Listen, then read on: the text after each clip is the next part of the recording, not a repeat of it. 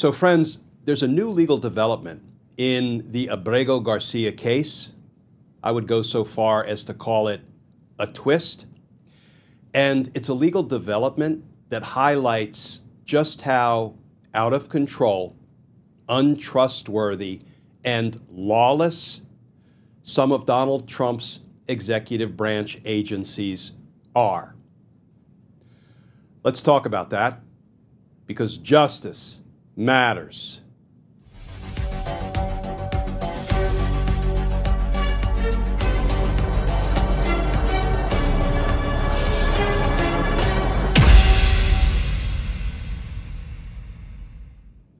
Hey all, Glenn Kirshner here. So friends, in my 30 years as a federal prosecutor, I think I can fairly and accurately say that there is one universal truth.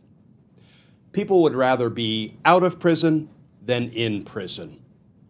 Defendants don't often ask judges to keep them in detention rather than releasing them from detention.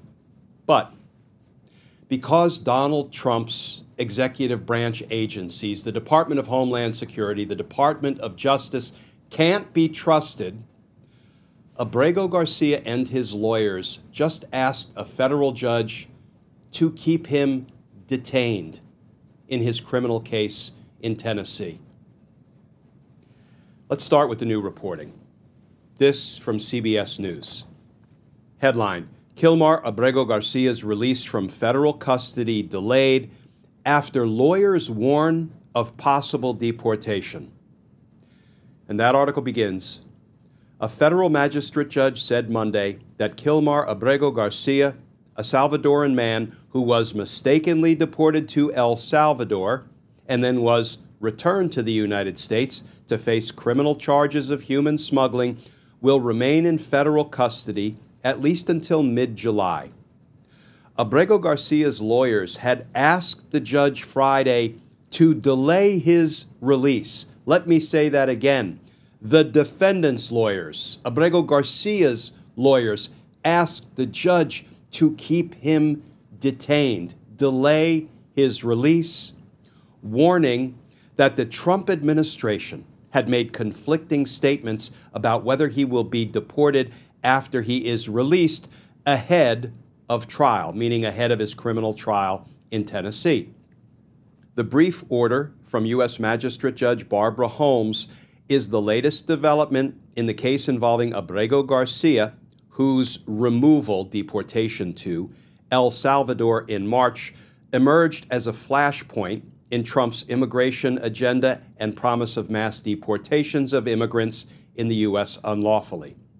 Abrego Garcia was indicted by a federal grand jury on 2 charges of human smuggling in late May, after which the government returned him to the U.S. to face federal prosecution. He has pleaded not guilty. His, Abrego Garcia's, return came weeks after a federal judge in Maryland ordered the Trump administration to facilitate Abrego Garcia's release from Salvadoran custody, which was affirmed by the Supreme Court. A U.S. immigration official had acknowledged Abrego Garcia's deportation to El Salvador was an administrative error, as he had been granted a legal status in 2019 that prevented the Department of Homeland Security from removing Abrego Garcia to his home country because of likely persecution by local gangs. After Abrego Garcia was brought back to the U.S. to face the human smuggling offenses, the Justice Department requested he remain detained while awaiting trial, but the magistrate judge, Holmes, earlier this month rejected that request and said he should be granted pretrial release. But during a hearing last week to review the conditions of Abrego Garcia's release, lawyers for the Salvadoran man and the Justice Department acknowledged that he would likely be detained by the Department of Homeland Security and deported swiftly after being released from Justice Department custody, which would interfere with his criminal proceedings. Holmes put off issuing her order of release, and Abrego Garcia's lawyers asked her to delay it further because of what they said are conflicting statements about whether he would be removed, deported to a third country, one other than El Salvador, if detained by immigration authorities while awaiting trial.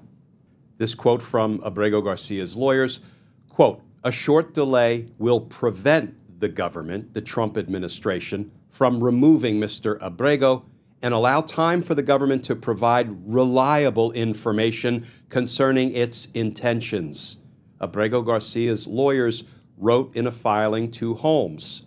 The magistrate judge agreed to the request and said Abrego Garcia will remain in the custody of the U.S. Marshals until the next hearing on July 16th. And friends, here's just a little bit of the judge's new ruling and order. In the case of United States versus Kilmar Armando Abrego Garcia, order. Pending before the court is the defendant, Kilmar Abrego Garcia's emergency motion to delay issuance of order of release due to the government's contradictory statements, which, for the reasons detailed below, is granted. As noted by the district judge in his June 25, 2025 memorandum opinion, the question of whether the government, the Trump administration, has made the proper showing to trigger the statutory authority to detain Kilmar Abrego Garcia pending trial is important, as it is axiomatic that an individual has a strong interest in liberty.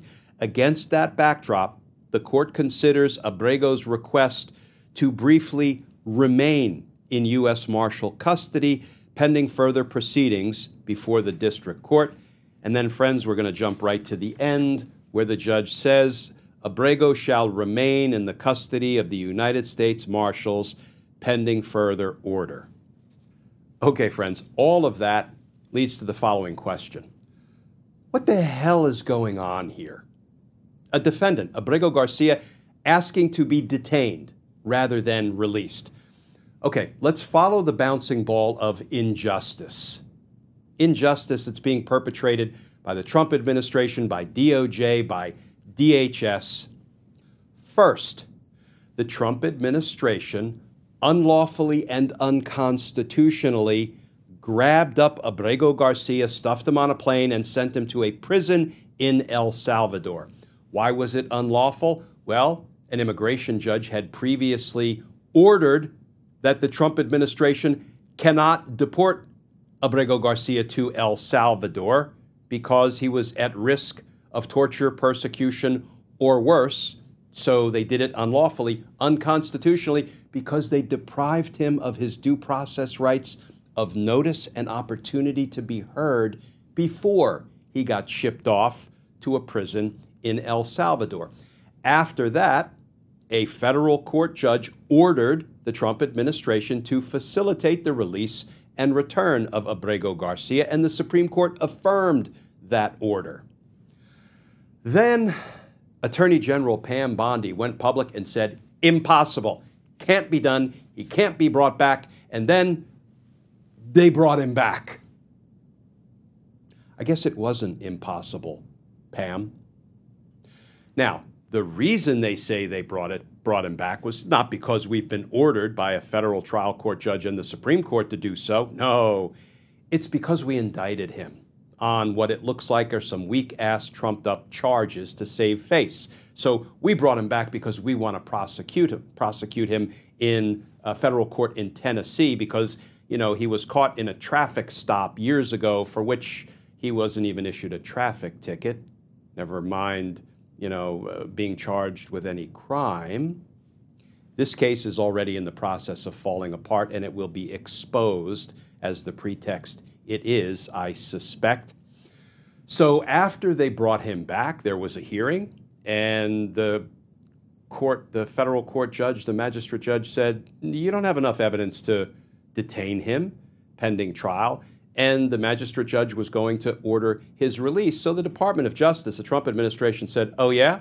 Well, if you release him in his criminal case, he's in the custody of the U.S. Marshals in that case, we're going to go ahead and grab him, put him right back in DHS detention, and we're just going to go ahead and deport him. And there's a suggestion they may even deport him to El Salvador, where he can't be deported by an earlier court order. So the defendant, who is facing the prospect of being released in his criminal case, but being detained immediately in uninterrupted fashion by DHS in a deportation case and sent back to El Salvador, said, I don't want to be released.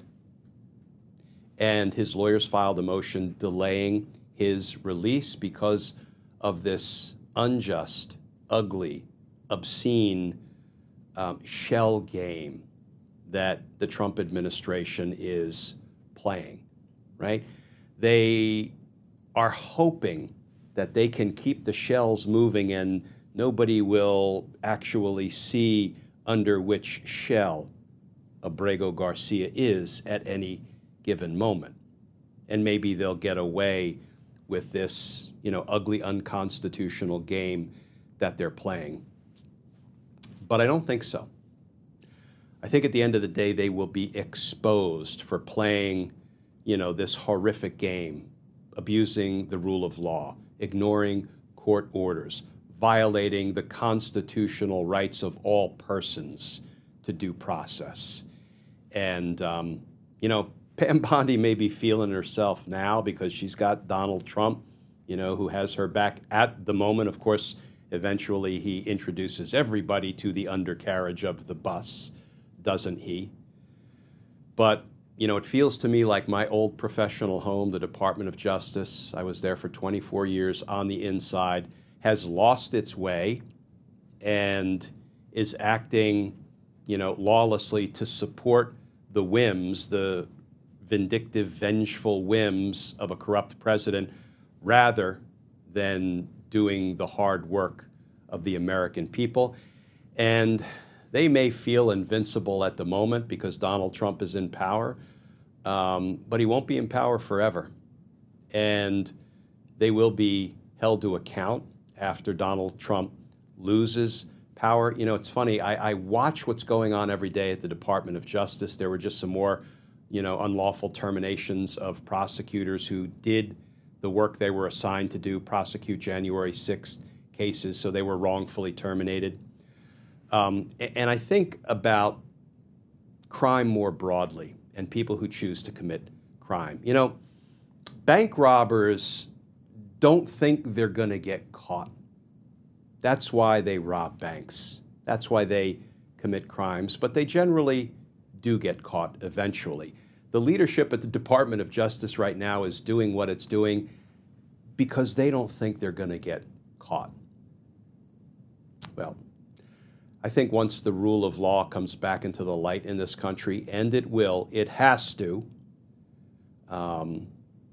accountability will come. Because justice matters.